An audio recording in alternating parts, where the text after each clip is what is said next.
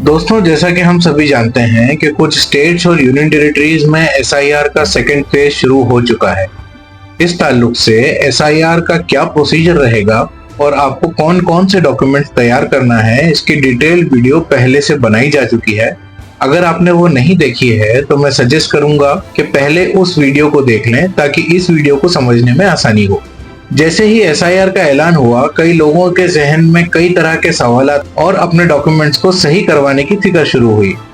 इस वीडियो में हम कोशिश करेंगे कि एसआईआर के ताल्लुक से आपके डॉक्यूमेंटेशन को लेकर या लिस्टिंग को लेकर आपके सवालात को एक एक करके लें और उनके जवाबात या तरीका समझाने की कोशिश करें। इस वीडियो में हम कोशिश करेंगे कि पूरे एसआईआर के हर पहलू से जुड़े सवालात को इसमें शामिल करें। इसलिए दरखास्त है कि इस वीडियो को पूरा देखें ताकि आपके सवालात का जवाब भी आपको इस वीडियो में मिल सके। पहले मैं आपको अप्रूव्ड डॉक्यूमेंट्स की लिस्ट बता देता हूं जो इलेक्शन कमीशन ऑफ इंडिया ने जारी की है। आगे हम जो भी डॉक्यूमेंट्स की बात करेंगे वो इस लिस्ट में से ही कोई डॉक्यूमेंट होगा। लिस्ट में सबसे पहले अगर कोई गवर्नमेंट जॉब वाले लोग हैं तो उनका पीपीओ या पेंशन डॉक्यूमेंट।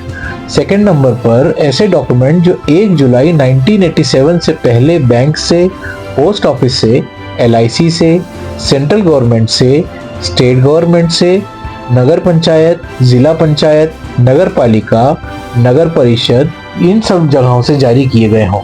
लेकिन शर्त है कि इनके जारी किए जाने की तारीख 1 जुलाई 1987 से पहले की हो। अब इसके आगे अगर हम देखें तो तीसरे नंबर पर आता है बर्थ सर्टिफिकेट, चौथा है पासपोर्ट, एजुकेशनल सर्टिफिकेट जैसे टीसी, मार्कशीट, डिग्री वगैरह जो किसी भी रिकॉग्नाइज्ड बोर्ड ऑफ एजुकेशन ने जारी किया हो। छठा है कास्ट सर्टिफिकेट यानी कि जाति प्रमाण पत्र। सातवें नंबर पर आता है जमीन का सरकारी पट्टा जो आपको अलॉट किया गया हो। आठवां है डोमिसाइल सर्टिफिकेट, नौवां है फॉरेस्ट राइट सर्टिफिकेट, 10वां है एनआरसी सर्टिफिकेट और 11वां है सरकार ने अगर कोई आपको जमीन या घर अलॉट किया हो तो उसका सर्टिफिकेट या उसके कागजात। अब हम चलते हैं सवालों की तरफ। पहला सवाल आया है कि मेरी उम्र 17 साल हो चुकी है, अब मुझे अपना नाम ऐड करवाना है। तो अगर आपका नाम अभी तक वोटर लिस्ट में नहीं जुड़ा है और आप 17 साल से ज्यादा के हो चुके हैं तो आपको लिस्ट में बताए गए डॉक्यूमेंट्स में से कोई भी एक अपने पिता का और एक अपनी माता का डॉक्यूमेंट लगेगा। जब बीएलओ आपके घर आए तो वो आपका नया फॉर्म भर देगा या आप चाहें तो इलेक्शन कमीशन की वेबसाइट पर जाकर भी न्यू वोटर के लिए अप्लाई कर सकते हैं। अगला सवाल है, मेरा नाम 2003 के लिस्ट में मौजूद है लेकिन सरनेम नहीं है और अभी के डॉक्यूमेंट में मैंने सरनेम ऐड किया हुआ है, तो क्या मेरे डॉक्यूमेंट्स मान्य होंगे? देखिए, अगर आपका नाम 2003 की लिस्ट में मौजूद है लेकिन उस नाम की स्पेलिंग में गलती है या अधूरा है तो भी आपका डॉक्यूमेंट मान्य होगा। सिर्फ आप अपना कोई भी दूसरा डॉक्यूमेंट साथ रखिए ताकि बीएलओ इस बात की पुष्टि कर सके। तीसरा सवाल है, मेरा जन्म 1987 से पहले का है लेकिन मेरा नाम 2003 की लिस्ट में शामिल नहीं है, मुझे क्या करना होगा? आपको दी गई लिस्ट में से कोई भी एक डॉक्यूमेंट अपना दिखाना होगा और आपका नाम जोड़ लिया जाएगा। अगला सवाल, मेरा जन्म 1987 के बाद हुआ है और मेरा नाम 2003 की लिस्ट में नहीं है, मुझे कौन से डॉक्यूमेंट्स लगेंगे?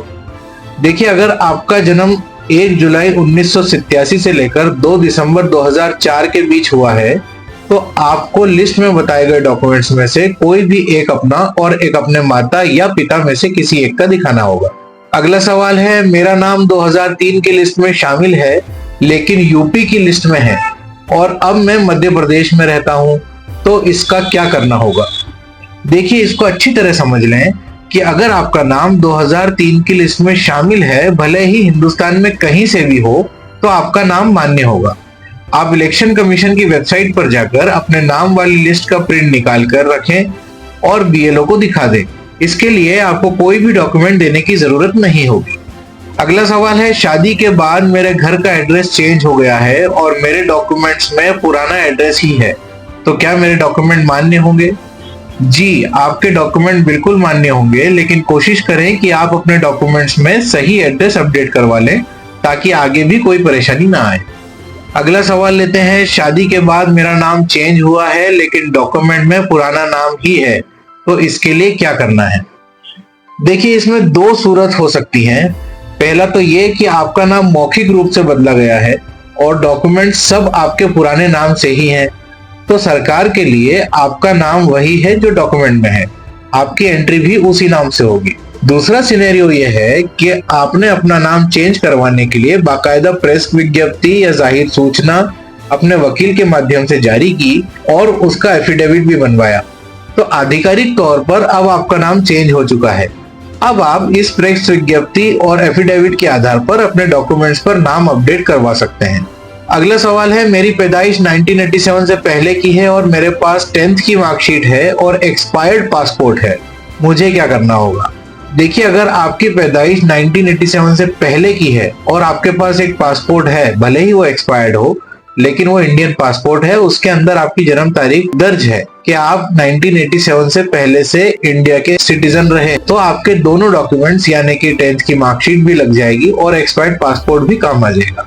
अगला सवाल है, मेरी पैदाइश 1987 से पहले की है, मेरे पास सिर्फ 10th की मार्कशीट है, अभी का पासपोर्ट है और वोटर आईडी है, पहले का कोई डॉक्यूमेंट नहीं है सिवाय मार्कशीट के। तो देखिए, अगर आपके पास पासपोर्ट है तो उसके अंदर आपकी डेट ऑफ बर्थ लिखी हुई है, भले ही पासपोर्ट आपने अभी बनवाया हो लेकिन उससे आपकी डेट ऑफ बर्थ प्रूफ हो जाएगी। अब आपको पुराने डॉक्यूमेंट की जरूरत नहीं होगी। अगला सवाल है, मेरा जन्म 1987 से पहले का है, मेरे कुछ डॉक्यूमेंट्स में सरनेम अलग है और कुछ में सरनेम अलग है, इस सूरत में क्या वो मान्य होंगे? ऐसी सूरत में जब आपके कुछ डॉक्यूमेंट्स में सरनेम अलग है और कुछ में सरनेम अलग है तो आपको कोई भी एक डॉक्यूमेंट दिखाना रहेगा। इसमें से वो डॉक्यूमेंट चूज करें जिसके नाम से आपको आगे भी डॉक्यूमेंट्स रखने हो। साथ ही उसी डॉक्यूमेंट के आधार पर अब आप अपने दूसरे डॉक्यूमेंट्स को भी अपडेट करवा सकते हैं। अगला सवाल है, मेरा जन्म 1987 से पहले का है लेकिन मेरे पास लिस्ट में मौजूद कोई भी डॉक्यूमेंट नहीं है, अब मुझे क्या करना होगा? देखिए, इस केस में जहां आप रहते हैं उस एरिया के कलेक्टोरेट या जिला कार्यालय में जाकर अपना डोमिसाइल सर्टिफिकेट या मूल निवासी प्रमाण पत्र बनवा लें, उससे आपका काम हो जाएगा। अगला सवाल है, 2003 की वोटिंग लिस्ट ऑनलाइन कैसे निकालें?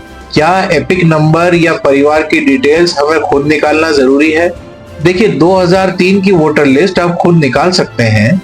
इसके लिए आपको www.voters.eci.gov.in पर जाकर अपना स्टेट सिलेक्ट करना है, उसके बाद अपना डिस्ट्रिक्ट सिलेक्ट करना है, उसके बाद असेंबली या विधानसभा सिलेक्ट करें और अगली विंडो में दिया गया कोड दर्ज करें जिसको कैप्चा कहा जाता है। कोड दर्ज करके जैसे ही आप सबमिट बटन पर क्लिक करेंगे आपके सामने बूथ वाइज लिस्ट खुल जाएगी। अपने बूथ वाले ऑप्शन पर जाकर उसके सामने डाउनलोड के ऑप्शन पर क्लिक कीजिए और आपके पास ये लिस्ट डाउनलोड हो जाएगी। इस लिस्ट में आप अपना नाम चेक कर सकते हैं और उसे अपने पास सेव करके रख लें ताकि जब बीएलओ आपके पास आए तो उसे आप दिखा सकें और आसानी और जल्दी से काम हो सके। अगला सवाल है, मैं 20 साल से विदेश में रह रहा हूं और मेरे घर के एड्रेस पर अभी कोई भी नहीं रह रहा, मुझे अगर अपना नाम लिस्ट में शामिल करवाना है तो मुझे क्या करना होगा? देखिए, अगर आप विदेश में रह रहे हैं और आप इंडियन सिटीजन हैं तो जाहिर है आपके पास इंडियन पासपोर्ट तो होगा ही। अब आप इलेक्शन कमीशन की वेबसाइट पर जाएं, फॉर्म 6A के जरिए अपना नाम शामिल कर सकते हैं। यहाँ तक हमने करीब हर तरह के सवालात लिए हैं और उम्मीद है कि इनमें से आपके सवाल का जवाब भी मिल गया होगा। अगर अब भी इस मसले में ऐसा कोई सवाल है जो शामिल नहीं हो पाया है तो आप कमेंट सेक्शन में सवाल भेज सकते हैं, कोशिश रहेगी कि उसका जवाब भी दिया जा सके। मैं फिर से गुजारिश करूंगा कि SIR के ताल्लुक से पिछली वीडियो जरूर देखें, उससे आपको काफी क्लैरिटी मिल जाएगी। उस वीडियो का लिंक आपको डिस्क्रिप्शन में भी मिल जाएगा। इस वीडियो को ज्यादा से ज्यादा लाइक और शेयर करें ताकि जो लोग परेशान हैं और अपने सवालों के लिए भटक रहे हैं उन्हें अपने जवाब मिल सकें। आगे की अपडेट्स के लिए इस चैनल को सब्सक्राइब जरूर कर लें। हमारी टीम को अपनी दुआओं में जरूर याद रखें। जज़ाकल्लाह खैर। अल्लाह हाफिज।